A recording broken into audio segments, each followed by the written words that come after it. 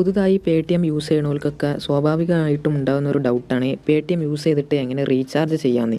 അപ്പോൾ അവർക്കൊക്കെ വേണ്ടിയിട്ടാണ് നമ്മൾ ഇന്നത്തെ ഒരു വീഡിയോ ചെയ്യുന്നത്. അപ്പോൾ നമുക്ക് നേരെ വീഡിയോയിലോട്ട് പോകാം. അപ്പോൾ ആദ്യം തന്നെ ചെയ്യേണ്ടത് നമ്മളെ Paytm ആപ്ലിക്കേഷൻ ജസ്റ്റ് ഒന്ന് ഓപ്പൺ ചെയ്യുക. ഓപ്പൺ ചെയ്താൽ അതൊന്ന് ലോഡായിട്ട് നമ്മളെ മെയിൻ ഇൻ്റർഫേസിലോട്ട് പോകും. മെയിൻ ഇൻ്റർഫേസിലോട്ട് പോയാൽ നമുക്ക് റീചാർജ് എന്നൊരു ഓപ്ഷൻ കാണാനായിട്ട് സാധിക്കും. ഓക്കെ, അപ്പോൾ ഓരോ അപ്ഡേഷനിലും ഓരോ പോലെ ആയിരിക്കും. ഇപ്പോൾ ഇവിടെ നിങ്ങൾക്ക് കാണാനായിട്ട് സാധിക്കും റീചാർജ് ആൻഡ് പേ ബിൽസ് എന്ന്. ഈ ഒരു ഓപ്ഷനിൽ ക്ലിക്ക് ചെയ്യുക. ചില അപ്ഡേഷനിൽ ചിലപ്പോൾ താഴെ ആയിരിക്കും, അങ്ങനെ കുറേ സ്ഥലം മാറ്റം ഉണ്ടാവും. അപ്പോൾ ഏതായാലും റീചാർജ് ആൻഡ് പേ ബിൽസ് എന്നായിരിക്കും കാണാനായിട്ട് സാധിക്കുക. അവിടെ ജസ്റ്റ് ഒന്ന് ക്ലിക്ക് ചെയ്യുക.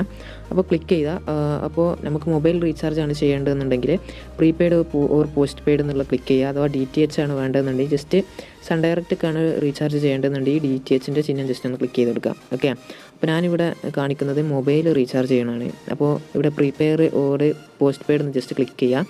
ക്ലിക്ക് ചെയ്താൽ ഇതുപോലുള്ളൊരു ഓപ്ഷൻ കാണാനായിട്ട് സാധിക്കും. അപ്പോൾ ആദ്യം തന്നെ ഇവിടെ പോസ്റ്റ് പെയ്ഡ് ആണോ അതോ പ്രീപെയ്ഡ് ആണോ എന്ന് ജസ്റ്റ് ഒന്ന് ക്ലിക്ക് ചെയ്ത് കൊടുക്കുക.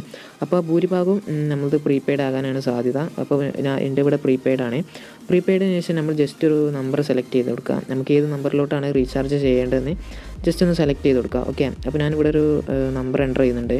നമ്പർ എൻ്റർ ചെയ്താൽ നിങ്ങളുടെ സിം ഏതാണെന്ന് ചോദിക്കും. അപ്പോൾ ഞാൻ ഇവിടെ എൻ്റെ സിം ജിയോ ആണ്. അപ്പോൾ ജിയോ ഒന്ന് സെലക്ട് ചെയ്ത് കൊടുക്കുകയാണ്. അപ്പോൾ നിങ്ങളുടെ എയർടെൽ ആണെന്നുണ്ടെങ്കിൽ നിങ്ങൾക്ക് എയർടെൽ കൊടുക്കാം, BSNL ആണെങ്കിൽ BSNL കൊടുക്കാം, വോഡഫോൺ ആണെങ്കിൽ അത് കൊടുക്കാം. ഓക്കെ, അപ്പോൾ അത് സെലക്ട് ചെയ്തതിന് ശേഷം നിങ്ങൾക്ക് ഇവിടെ കാണാനായിട്ട് സാധിക്കും എമൗണ്ട് എൻ്റർ ചെയ്യാനായിട്ട് സാധിക്കും. അപ്പോൾ അതിന് മുമ്പ് നിങ്ങളുടെ പ്ലാൻ ഏതൊക്കെയുണ്ടെന്ന് ജസ്റ്റ് അറിയാനായിട്ട് ഇവിടെ ബ്രൗസ് പ്ലാൻസ് എന്നുണ്ടാവും, അവിടെ ജസ്റ്റ് ഒന്ന് ക്ലിക്ക് ചെയ്യുക. ഓക്കെ, അപ്പോൾ എൻ്റെ സിമ്മിൽ നിലവിൽ അവൈലബിൾ ആയിട്ടുള്ള പ്ലാൻസാണ് ഇതൊക്കെ കാണാൻ സാധിക്കുന്നത്. അപ്പോൾ ഞങ്ങൾക്ക് ഈ ഒരു പ്ലാനാണ് റീചാർജ് ചെയ്യേണ്ടതെന്നുണ്ടെങ്കിൽ ജസ്റ്റ് സെലക്ട് ഒന്ന് ക്ലിക്ക് ചെയ്ത് കൊടുക്കുക.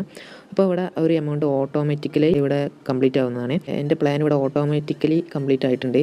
ഓക്കെ, അതിനുശേഷം പ്രൊസീഡ് ടു പേ എന്ന് ക്ലിക്ക് ചെയ്താൽ ഓട്ടോമാറ്റിക്കലി വിത്തിൻ 10 സെക്കൻഡ് 10 സെക്കൻഡിനുള്ളിൽ തന്നെ ഈ ഒരു റീചാർജ് നമ്മളെ സിമ്മിലോട്ട് റീചാർജ് ആയി കിട്ടുന്നതാണ്. ഓക്കെ, അപ്പോൾ ഈ ഒരു വീഡിയോ എല്ലാവർക്കും ഇഷ്ടപ്പെട്ടു എന്ന് കരുതുന്നു. ഇതിലും നല്ല ഇൻഫോർമേറ്റീവ് ആയിട്ടുള്ള വീഡിയോ ഇനിയും കാണാം.